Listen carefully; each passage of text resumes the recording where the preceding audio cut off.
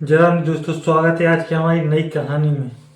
तो दोस्तों, आज की कहानी जो ऐसे शख्स के बारे में है जिनकी जितनी भी तारीफ करी जाए उतनी कम है, क्योंकि ऐसे शख्स हमारी दुनिया में शायद कई अ, दशकों के बाद जन्म लेते हैं। चाहे उनकी जवानी के किस्से हों या बचपन के किस्से हों, और जो उनकी स्ट्रगल वाली जो है लाइफ रही, उनने अपने जीवन में बड़ा ही उतार चढ़ाव को भी देखा। तो कहने का मतलब ये है कि ये ऐसे शख्स हैं जिन्होंने अपनी काबिलियत के दम पर और अपने व्यवहार के दम पर, अपने पैसों के दम पर जो है पूरे वर्ल्ड में अपना नाम कमाया। तो मैं बात कर रहा हूँ हमारे जो है रतन टाटा जी के बारे में। रतन टाटा जी का अभी कुछ दिन पहले देहांत हुआ है, जिनकी उम्र 86 उम्र थी। हालांकि अपनी शायद पूरी उम्र को पाकर इन्होंने अपना शरीर का त्याग करा है। तो मैं इतना जो है बड़ा कोई न्यूज़ चैनल वगैरह एंकर तो हूँ नहीं, बाकी मैंने उनके बारे में जितनी भी जानकारी जो इकट्ठा करी है इधर उधर से, बाकी मैं आप लोगों को सुनाने की कोशिश कर रहा हूँ।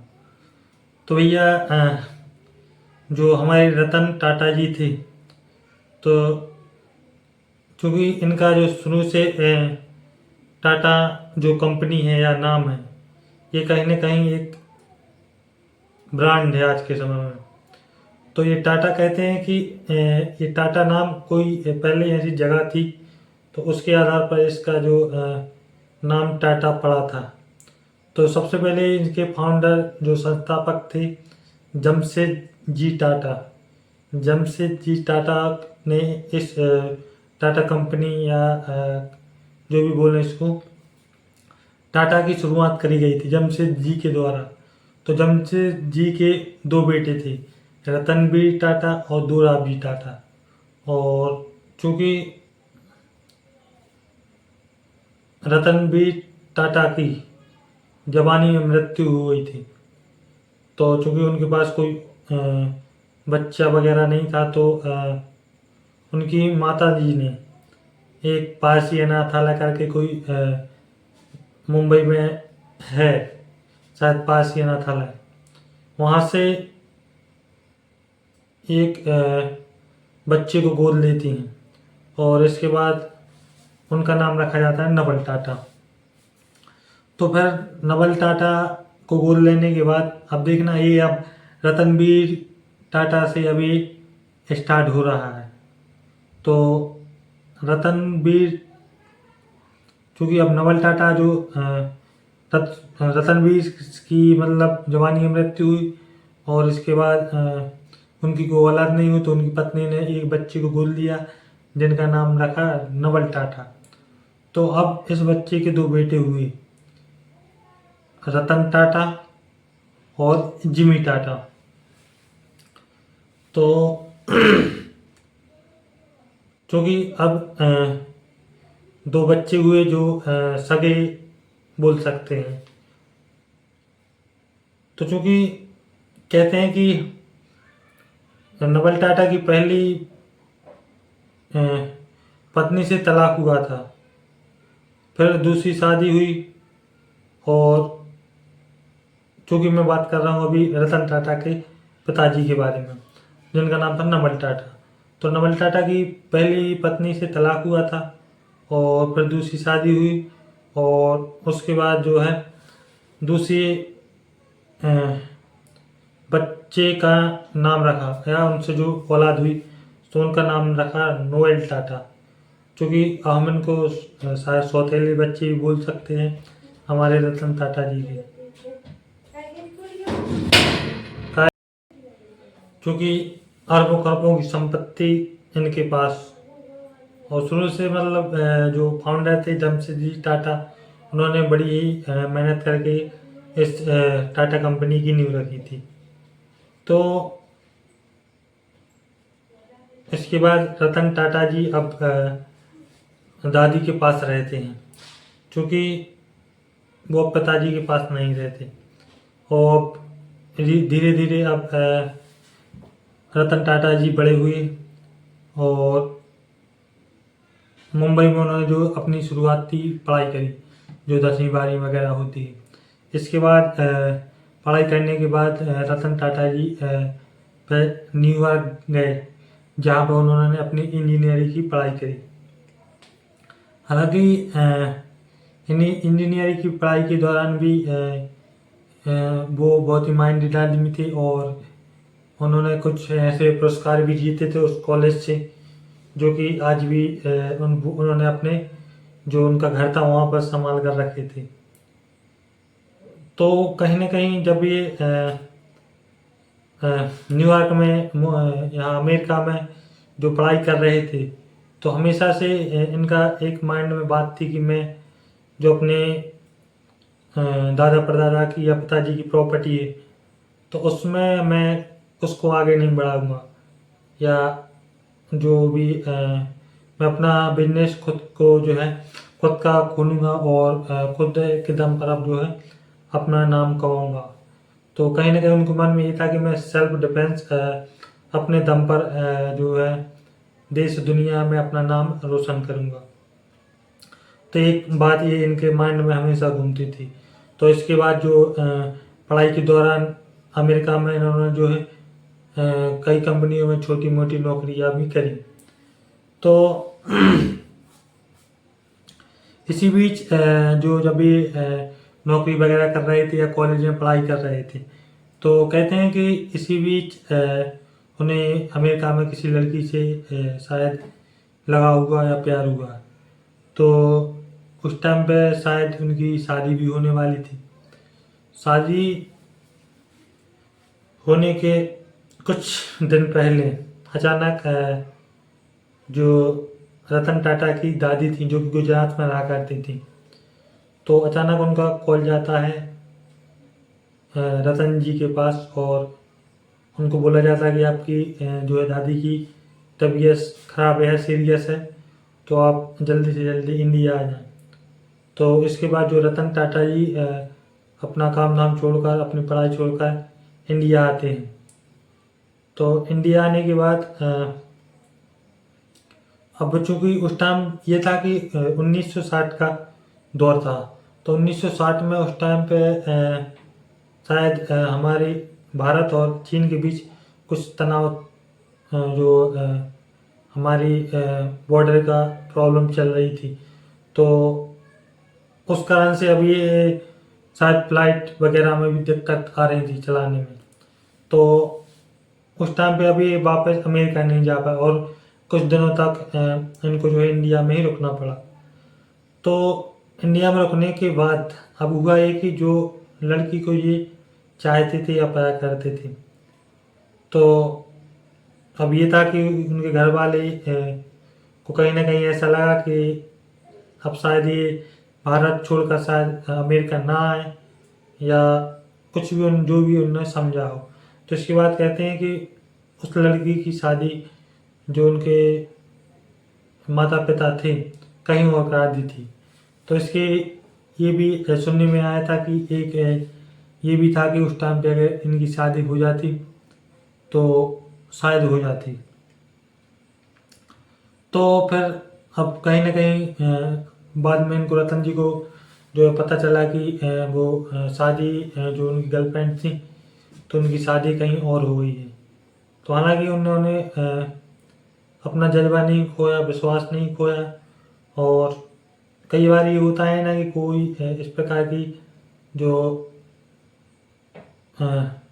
दुख आता है या गर्लफ्रेंड या बॉयफ्रेंड का चक्कर होता है, तो कई बार टूट जाता है, शराब पीने लगता है, ये सारी चीज़ें प्रॉब्लम्स आती हैं। लेकिन उन्होंने अपने आप को संयम दिया और फिर से जो अब उन्होंने ठाना कि अब मैं इंडिया में ही रहूँगा। तो उस टाइम में अब रतन टाटा जी को अपनी कंपनी से, जो उनकी कंपनी थी टाटा, वहाँ से एक ऑफर आता है कि आप जो टाटा कंपनी ज्वाइन कर लें। तो इसके बाद उन्होंने उन्हें भी लगा ठीक है, अब अमेरिका शायद जाना ना भी हो, अब जो कुछ है यहीं पर होगा। अब मैं जो अपनी जो हमारी कंपनी घर परिवार की कंपनी चल रही है उसी में काम जो है हाथ बटाऊंगा। तो इसके बाद रतन टाटा जी ने अपना बायोडाटा भेजा। बायोडाटा भेजने के बाद फिर जो है अपनी कंपनी को ज्वाइन किया। तो फिर इनके लिए फर्स्ट टाइम, जैसे ये न्यू थे, ज्वाइन ही थे, तो हालांकि उनको इतना कोई एक्सपीरियंस नहीं था, लेकिन माइंड से बहुत तेज थे। तो पहले हुआ ये था कि जो रतन टाटा जो टाटा कंपनी थी, चेयरमैन, उस टाइम पे जब रतन टाटा को ज्वाइन कराया गया था, तो मुझे कंफर्म ध्यान नहीं है कौन वहाँ का चेयरमैन था। तो कहते हैं कि जो रतन टाटा जी थे, तो उनकी काबिलियत को उनके जो चेयरमैन थे उस टाइम पे, तो उन्होंने परख लिया था कि ये बंदा जो है कहीं ना कहीं आगे जाकर, या उस टाइम पे बहुत माइंडेड आदमी है, या आगे जाकर कुछ अच्छा करेगा। तो इसके बाद इनकी फर्स्ट बार ज्वाइनिंग हुई, और ज्वाइनिंग के बाद इनको जो है जमशेदपुर भेजा गया। तो उस टाइम पे जो वहाँ पर जमशेदपुर में कंपनी जो चल रही थी, तो कहते हैं वो बहुत घाटे में थी। घाटे में कहने का मतलब कि जो वहाँ मजदूर वगैरह थे, तो वो अपनी सैलरी पाने के लिए, या कहें कि वहाँ पर कंपनी में कोई ऐसा खर्चा भी नहीं निकल रहा था कंपनी का। तो कंपनी उस टाइम पे ये थी कि इसको कंपनी को बंद कर दिया जाए। तो कहते हैं कोई इम्प्रेस मिल्क कलर की कंपनी थी। तो इसके बाद जो फिर रतन टाटा जी को भेजा गया, और हालांकि रतन टाटा जी ने वहाँ पर अच्छी मेहनत करी। मेहनत करने के बाद जो घाटा चल रहा था उस कंपनी को, तो उस कंपनी को उस घाटे से उबारा, और जो उस कंपनी को प्रॉफिट में ला दिया। तो प्रॉफिट में लाने के बाद फिर अचानक पता नहीं उस कंपनी में अब क्या हुआ ऐसा, अब अंदरूनी बात मैं नहीं बता सकता है, मतलब कि मुझे इतनी जानकारी भी नहीं है। तो इस कंपनी को 1977 में फिर बंद करना पड़ा था। अब बंद करने का रीज़न मुझे कंफर्म नहीं पता। तो बंद करने के बाद अब ये था कि पहली ज्वाइनिंग, हालांकि कंपनी प्रॉफिट में आ गई थी, लेकिन अब वो बंद हो गई थी। पहली बार वो चला रहे थे, तो कहीं ना कहीं इम्प्रेस मिल्क कंपनी बंद हो जाने की बात या करने की बाद अब जो एक धब्बा टाइप जो रतन टाटा जी पर लगता है कि पहली बार ये कंपनी चलाने गए और वही कंपनी बंद हो गई। और इसके बाद रतन टाटा जी वापस आते हैं। तो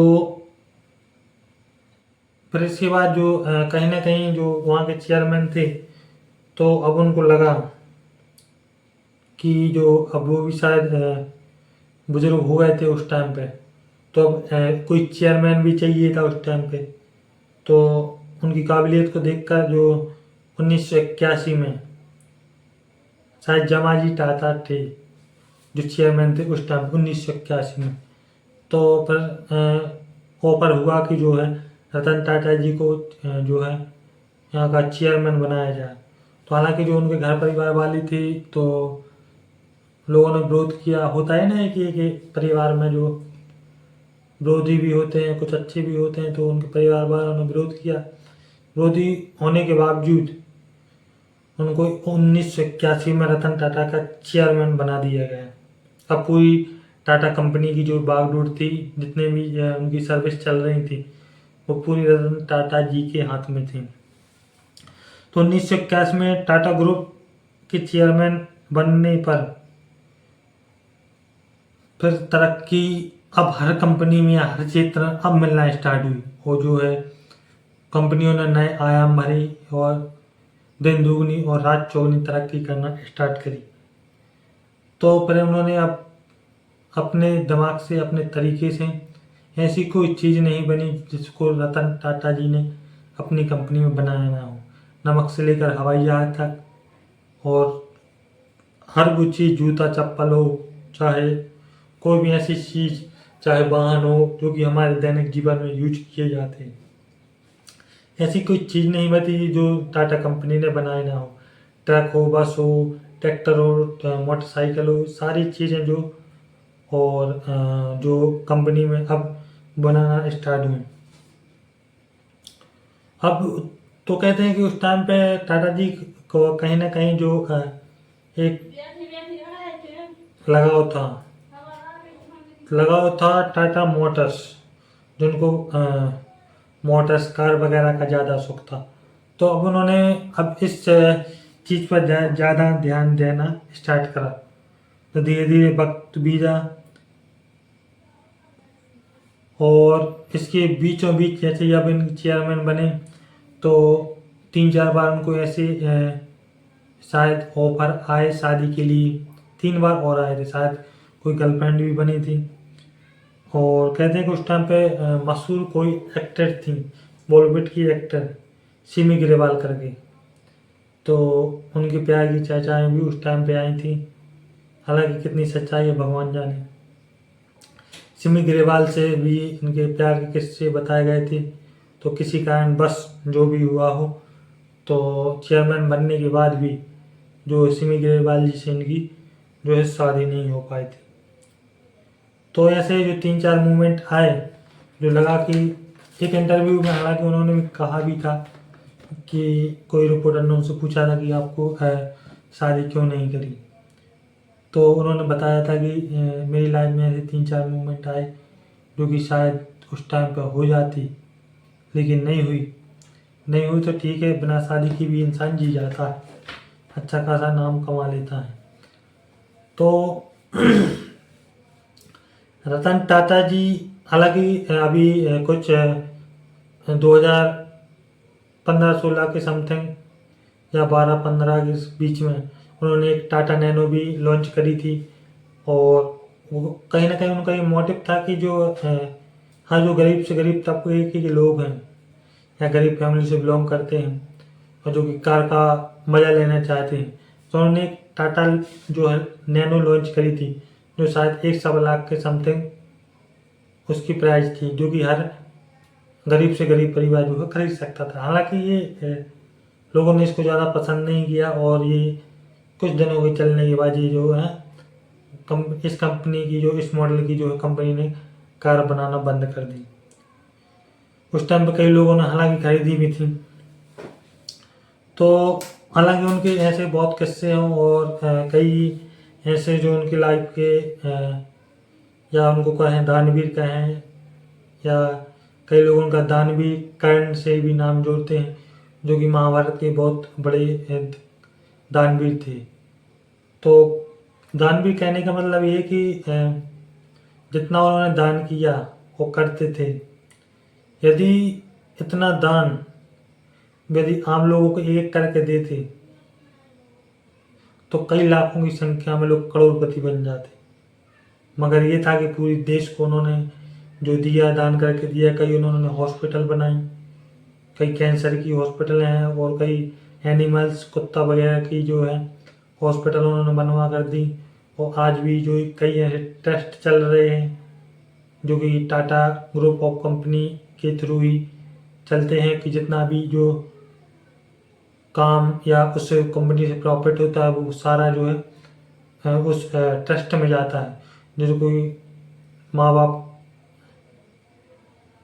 को जो अनाथ आश्रम में छोड़कर आ गए हैं महाज्ञानी लोग, तो ऐसे बूढ़े बुजुर्गों की सेवाओं में, जिनके माँ बाप गुजर गए उन छोटे बच्चों की सेवाओं में, जिन लोगों को कैंसर है उनकी सेवाओं में, तो कई उनके ऐसे ट्रस्ट हैं यार कि जितना भी बोले तो कम है उनके लिए। इतना धर्म पुण्य हर चीज़ उन्होंने करी।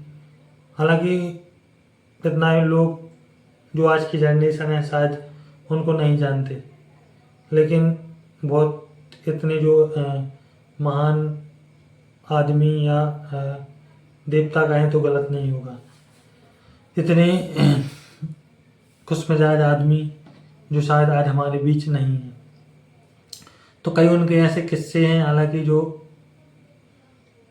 कहीं ना कहीं हमारे दिलो दिमाग को छू जाते हैं। तो हालांकि 2-3 किस्से मैं बताता हूँ उनके बारे में।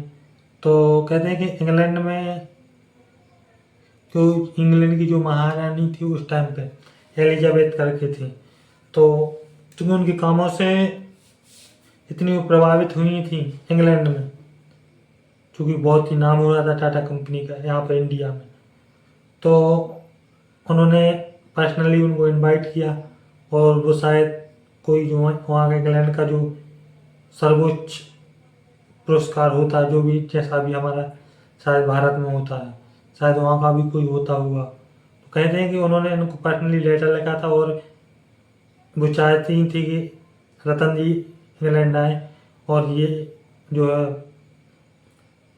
रत्न बोल रहे हैं जो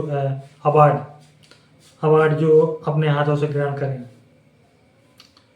तो इसके बाद चूँकि पूरी तैयारी हो चुकी थी, सब सारी चीज़ें हो गई थी, तो इसके बाद रतन टाटा जी को शायद अगली सुबह फ्लाइट से निकलना था। तो इसके बाद फिर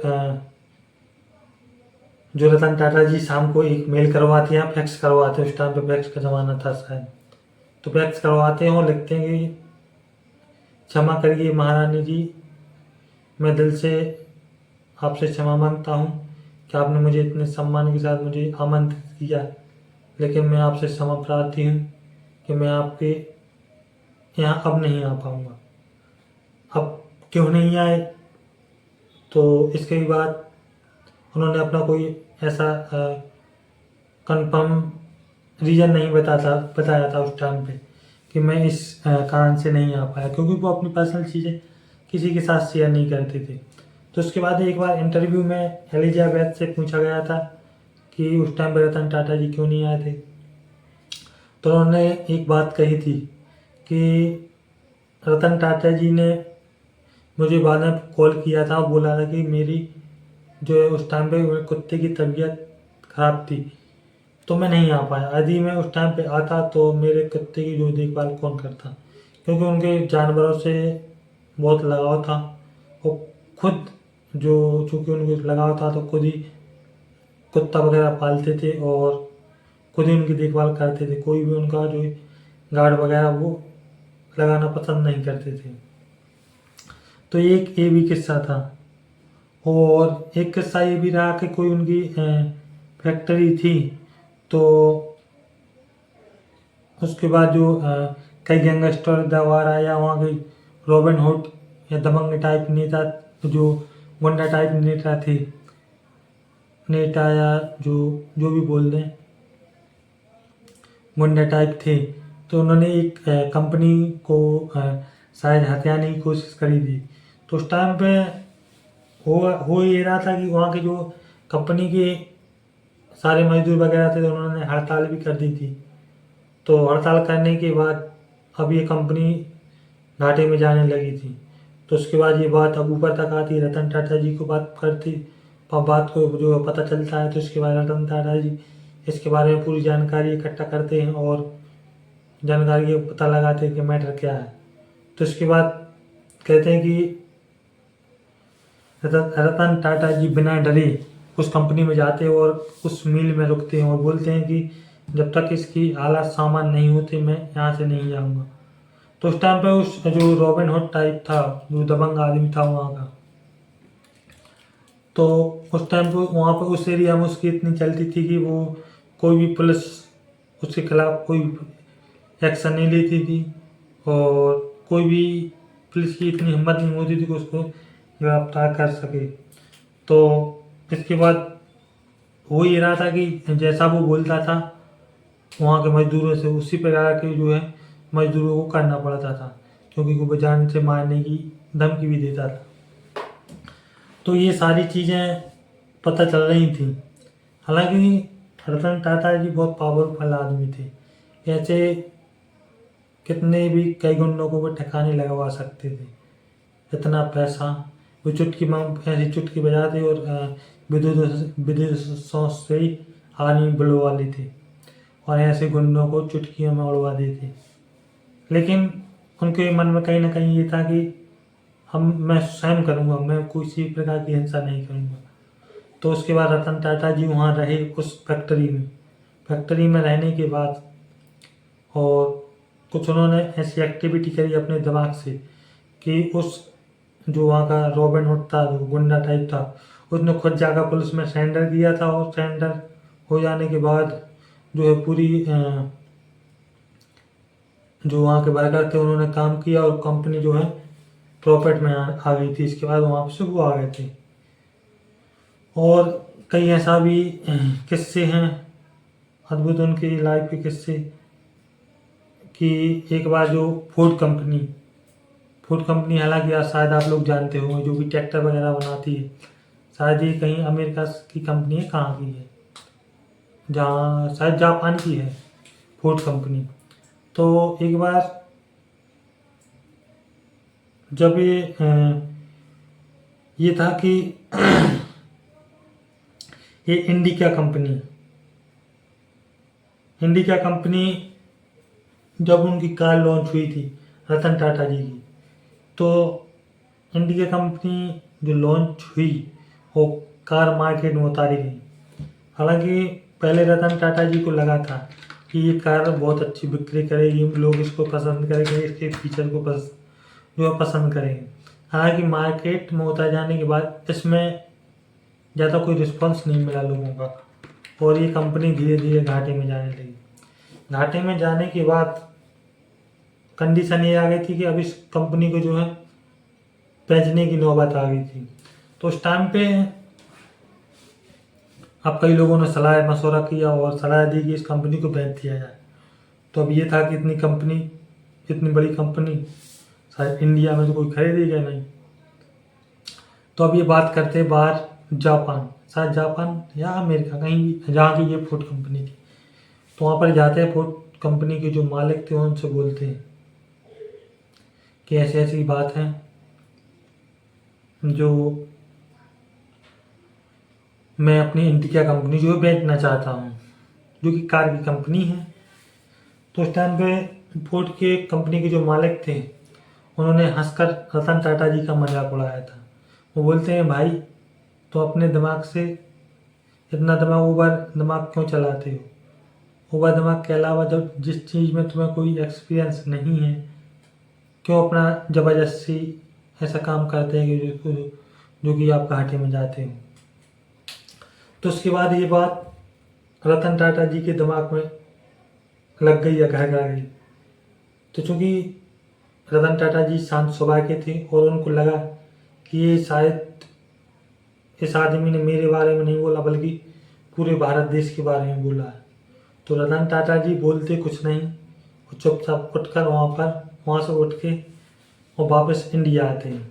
इंडिया आने के बाद अभी ये सारी चीज़ें पता करते हैं कि जो हमारी इंडिया कंपनी कैसे घाटे में गई। और इसके बाद ये लोगों से जो अपने गुप्तचर वगैरह हैं, जो कि जो आम लोगों से मिल सकें, तो ऐसे कई लोगों के समूह बनाए जाते हैं और आम लोगों से पूछा जाता है कि इंडिका में आकर क्या दिक्कत है, लोग इसको पसंद क्यों नहीं कर रहे हैं। तो फिर सारी चीज़ें इन्होंने ये गलतियाँ निकाल के और फिर इसमें सुधार किया और फिर से इसको लॉन्च करा।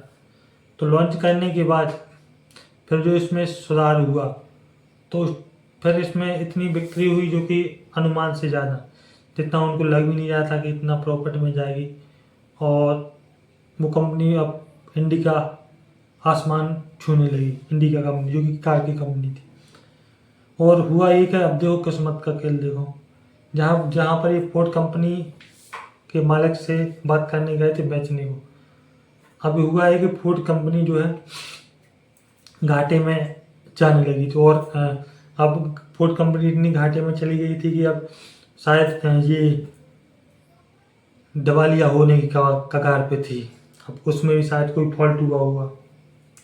तो इसके बाद ये बात रतन टाटा जी को पता चली और रतन टाटा जी ने हालांकि कॉल किया फूड कंपनी के मालिक को, कहा कि यदि आप चाहें तो मैं आपकी मदद कर सकता हूँ, आप मुझे ये कंपनी दे दें और मैं ये करूँगा कि आपका जो नाम भी चेंज नहीं करूँगा, जो भी आपकी कंपनी है आपके नाम से चलाऊँगा और जैसे ही आपकी जो कंपनी प्रॉफिट में आएगी मैं आपको वापस कर दूँगा। तो इसके बाद उन्होंने फूड कंपनी को बिना किसी भेदभाव के खरीदा और उन्होंने लॉन्च किया, जो कि आज बड़ी बड़ी गाड़ियाँ बनाती है, ये रेंज रोवर वगैरह हो गई, वो बहुत सारी कार वगैरह हैं यार, उनको शायद मैं नाम नहीं जानता, बड़ी बड़ी कार हैं।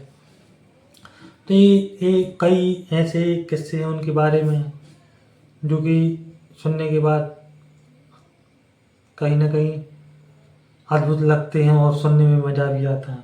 और एक 26/11 की मामला है कि जहाँ पर उन्होंने बोला था कि जितने भी, चूँकि ये 26/11 ताज होटल पर जो हमला हुआ था 26/11 में, जो कि इन्हीं टाटा जी की कंपनी के द्वारा है, टाटा जी के द्वारा बनाई गई होटल थी। तो उस टाइम पर जितने लोग मरे थे, तो उस टाइम पर रतन टाटा जी स्वयं गए थे वहाँ पर देखने को, और जितने वहाँ पर गोलीबारी में मरे थे तो उनका जो है परिवार के लोगों को खर्चा पूरा रतन टाटा जी ने कहा था कि हमारी कंपनी उठाएगी या मैं उठाऊंगा। तो बाकायदा आज तक जिन लोगों के मरे थे वहाँ पर माता पिता उन बच्चों का जो है टाटा कंपनी ध्यान रखती है और उनको पढ़ा लिखा कर अच्छी अच्छी जो है जॉब्स वगैरह दिला दी। तो ये भी किस्सा रहा उनका। और एक बार जब ये इंडिया पाकिस्तान का भी हाल ही में मैच हुआ था, अफगानिस्तान ने नहीं, अफगानिस्तान और पाकिस्तान का, तो अफगानिस्तान ने ये हुआ था कि पाकिस्तान को हराया। तो उस टाइम पे बहुत वायरल हुई थी बात की जो रतन टाटा जी जो इसके राशिद खान के बहुत बड़े फैन हो गए हों, और चूँकि उसने अच्छा परफॉर्मेंस करा तो राशिद खान को जो है 10-20 लाख रुपये की समथिंग रतन टाटा की कंपनी या रतन टाटा जी देना चाहते हैं। ये सारी बातें निकल कर आई थी। हालांकि इसके बाद उन्होंने खुलकर सामने मीडिया के सामने आए थे, बोला था कि मेरी कंपनी ने या मुझने कोई ऐसी जो है न्यूज़ नहीं फैलाई जो कि ये जो न्यूज़ फैला रही है फेक न्यूज़ है। मैंने कोई ऐसा प्रॉमिस नहीं किया किसी को पैसे देने का। यदि राशिद खान जी ने काम किया तो अच्छा किया, उनके देश के लिए क्या किया मैं उनको बधाई देना चाहता हूँ। बस इतना ही कहा था। हालांकि और तो ये सारी चीज़ें हैं यार उनके बारे में, और बहुत सारी कहानियाँ हैं। यदि उनकी लिस्ट निकाली जाए तो कई घंटे लग जाएंगे उनके जो है सुनाने में।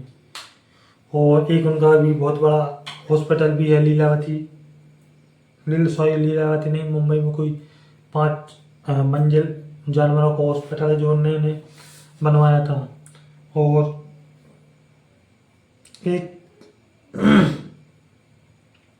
अभी जो शायद आप लोगों ने देखा होगा, एक बच्चा है, शायद उनके मृत्यु के बाद नायडू का एक लड़का जो उनकी देखभाल करा करता था, शायद सोशल मीडिया पर उनके मरने के बाद उसकी जो फोटोज वगैरह वायरल हुई थी। जो कि हुआ ये था कि वो बच्चा नायडू था तो उसको भी शायद कुत्तों वगैरह से लगाव था। तो इसके बाद उसके नायडू के पापा की सलाह से उसके नायडू के फादर थे, वो बोलते हैं कि आप जो रतन टाटा जी को लेटर लिखो यदि आप कुत्तों के लिए या जानवरों के लिए कुछ करना चाहते हो, क्योंकि उसके पास इतना पैसा नहीं था कि वो जानवरों के लिए कुछ ऐसा कर सके। तो इसके बाद रतन टाटा जी को वो लेटर लिखता है, रतन टाटा जी को मिलता है और वो पढ़ते हैं। पढ़ने के बाद इतने वो खुश हुए थे रतन टाटा जी कि इस नायडू को वहाँ पर बुला लेते हैं। बुला लेने के बाद उसको पढ़ने के लिए बाहर विदेश भेजते हैं खुद के खर्चे पर। मतलब कि रतन टाटा जी ने पूरा खर्चा उठाया था पढ़ाई करने के बाद, और आकर इंडिया वापस आता है और उसको पर्सनल असिस्टेंट बनाता है। पर्सनल असिस्टेंट बनाने के बाद क्योंकि अब वो सारी रतन टाटा जी की देखभाल करता है, और चूँकि कुत्तों से लगाव था तो कुत्ता वगैरह की भी जो है देखभाल करता है। और नहाने धोने में, कपड़ा पहनने में, ये सारी चीज़ों में रतन टाटा जी की उस बच्चे ने बहुत अच्छे तरीके से जो है दिल से जो मेहनत करी, उसके लिए मैं भी एक सल्यूट करता हूँ। बाकी दोस्तों ये कहानी है नायडू की भी है। नायडू का भी रतन टाटा जी की लाइफ में एक अहम रोल रहा है। बाकी कहानी अच्छी है, आप लोग भी बताएं, कमेंट करें, मुझे काफ़ी अच्छी लगी है। आप लोग भी बताएं कहानी कैसी लगी। बाकी आज के लिए बस इतना ही। अब मिलेंगे किसी नई कहानी के साथ, किसी नई स्टोरी में। जब तक के लिए जय हिंद, वंदे मातरम।